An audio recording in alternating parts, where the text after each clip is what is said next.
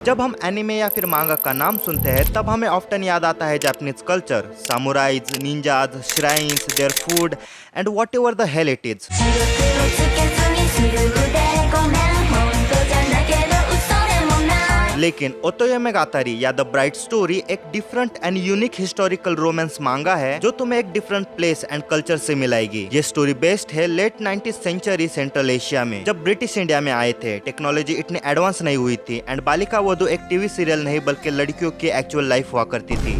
Story follow करती है Caspian सी के करीबी एक स्मॉल विलेज के एक लड़की को जिसका नाम है अमीर हरगल, 20 साल की एक ब्राइड जो कि एक बेहतरीन आर्चर है एंड एक हॉर्स वुमन भी है, जिसे उस विलेज में भेज दिया गया था कार्लोक आह्यान से शादी करने के लिए, जो कि सिर्फ 12 साल का है। वेट अ मिनट, ये कंसेप्ट कहीं सुना सुना लग रहा है। भाई किसी के पास पीने के लिए पानी नहीं है और कोई पानी में ही डूब के मर गया। अल्सो चाइल्ड मैरिज इनलीगल है ना, तो ये अब तक जेल में क्यों नहीं गई? अगर कोई आंटी मेरी ये वीडियो देख रही है तो प्लीज मुझे बताना। लेट 19th सेंचुरी में लड़कियों की शादी स्टेटस, लैंड और फैमिली के कारोबार को बढ़ाने के लिए एंड एक्सपेंड करने के इरादे से कराई जाती थी। You see it was very common at that time. और यही फेट था अमीर हरगल का, जिसकी शादी उसके उम्र से 8 साल छोटे लड़के से कराई गई थी। लेकिन ऐसा नहीं था कि उसे इस चीज से कोई दिक्कत थी। वो एक normal kind generous pretty woman है जो खाना बना सकती है, सिलाई कर सकती है and she is pretty thick as hell. I mean she is the perfect wife material. हाँ, आखिर तुम ऐसा क्या कर सकते हो? तुम्हें क्या लगता है लड़कियां बस किचन में रहने के लिए एंड सिलाई बुनाई करने के लिए होती है? And you talk about her body. तुम एक मिसोजिनिस्ट हो। वो chill feminist people, I am not misogynist. ये चीज कैनन है मांगा में और रियल लाइफ में भी थी लेट 19th सेंचुरी में। क्या बोला? अरे कुछ नहीं। मुझे अ ब्राइट स्टोरी के बारे में एक वेबसाइट से पता चला जहां पर बेस्ट सेनेन आर्ट की लिस्ट दिखाई गई थी, जहां पर वन पंच मैन, वागाबॉन्ड, बजर, क्लाइंबर, हेक इवन इनोसेंट को भी मेंशन किया गया था। लेकिन जो मांगा सेकंड नंबर पे थी उसके बारे में मुझे ना सिर्फ पता नहीं था, लेकिन मैंने कभी अ ब्राइट स्टोरी इस मांगा का नाम भी नहीं सुना था। और सच कहूँ तो इसका आर्ट ही इस मांगा का सबसे स्ट्रॉन्ग पार्ट है। जो पोशाक है एंड उनके पैटर्न्स है इतने डिटेल एंड बेहतरीन है कि तुम ना चाहकर भी इस मांगा के आर्ट को वागाबॉन्ड या फिर क्लाइंबर, इनोसेंट से कंपेयर करोगे। जस्ट लाइक ताकेहिको इनोवे, ओतोयोमेगातारी की creator,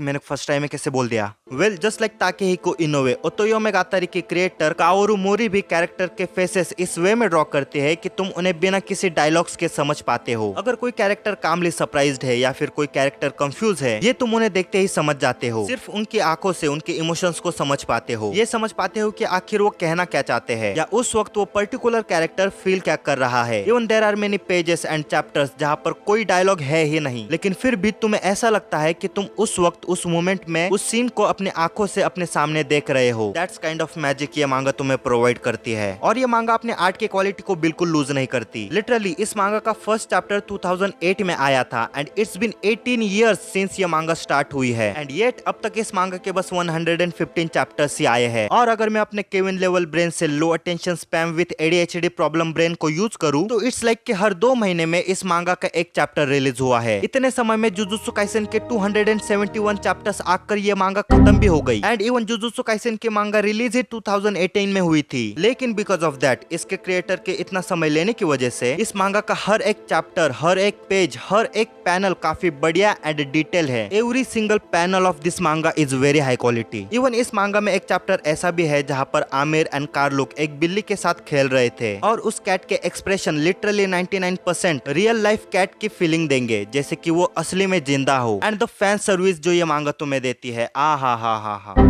I mean Kaoru Mori woman की बॉडी की ब्यूटी को जैसे प्रेजेंट करती है, ये चीज काफी ज्यादा कमेंडेबल एंड कैप्टिवेटिंग है। भाई कभी कभी प्रोफेशनल बनना पड़ता है, सिंपिंग करके घर नहीं चलता। वो तो वैसे भी नहीं चल रहा, सिर्फ 2 सब्सक्राइबर है मेरे अब तक।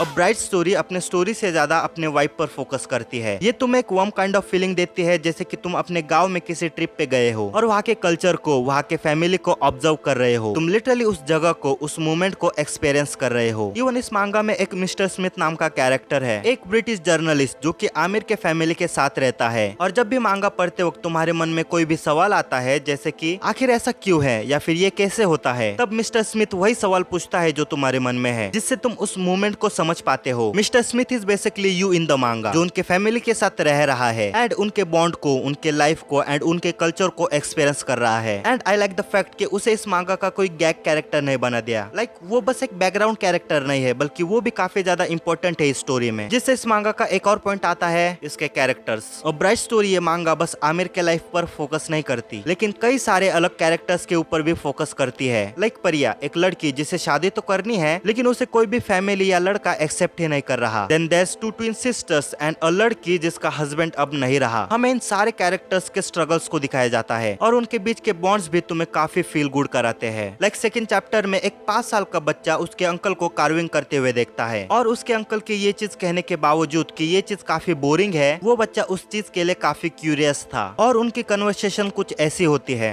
क्या तुम्हें ऐसी चीजें पसंद है? हाँ रियली, लेकिन ये चीज बिल्कुल इंटरेस्टिंग नहीं है बच्चे। ये क्या है? ये गुड लक चार्म है, इसे मैंने घर के टेबल के लिए बनाया है। Where is the goat? The goat? There is no goat. A pillar with goat? ये काफी अजीब है। क्या ये अजीब है? क्या तुम्हें गोट पसंद है बच्चे? हाँ, वो बहुत कूल होते हैं। हा, शायद हाँ। एंड देन उसके अंकल उससे और भी ज्यादा चीजें दिखाते हैं। वो उस बच्चे को बताते हैं कि आखिर पिलर्स बनते कैसे हैं, कैसे डोर्स बनते हैं, कैसे एक घर बनाया जाता है। एंड लिटरली वो दोनों बेस्ट फ्रेंड जैसे बन जाते हैं। एंड देन वो उस बच्चे को एक लॉकेट बना कर देते हैं जिस पर गोड बना हुआ था। और ये चीज जब वो अपने घर जाकर अपने भाई बहनों को दिखाता है, वो सारे लोग टिपिकल सिबलिंग्स की तरह एक दूसरे के साथ लड़ने लगते हैं। एट द एंड वो सारे सिबलिंग्स उनके अंकल के पास जाते हैं वो सेम लॉकेट बनाने के लिए। एंड वो चीज काफी ज्यादा होलसम फील होती है, एटलीस्ट मुझे तो हुई थी। ऑल्सो देयर आर मोमेंट्स जहाँ पर तुम्हें थ्रिल भी मिलता है। लाइक आमिर के घर वाले कारलुक के साथ उसके मैरिज के बाद उसे फिर से अपने पास लेने के लिए आते हैं, वो भी इसीलिए ताकि वो उस परिवार की जमीन पा सके। नाउ इस सिचुएशन में एक 12 साल का लड़का अपने वाइफ को कैसे प्रोटेक्ट करेगा, कैसे बचाएगा, वो चीज देखना भी काफी फैसिनेटिंग है। इस मांगा में तुम्हें माइंड ब्लोइंग स्टोरी या फिर स्पाइसी ड्रामा देखने के लिए नहीं मिलेगा। ये हिस्टोरिकली एक्यूरेट मांगा रियलिज्म को फॉलो करती है और इसीलिए ये लव स्टोरी काफी ज्यादा नेचुरल फील होती है। A bright story is not about the story, it's about the vibe,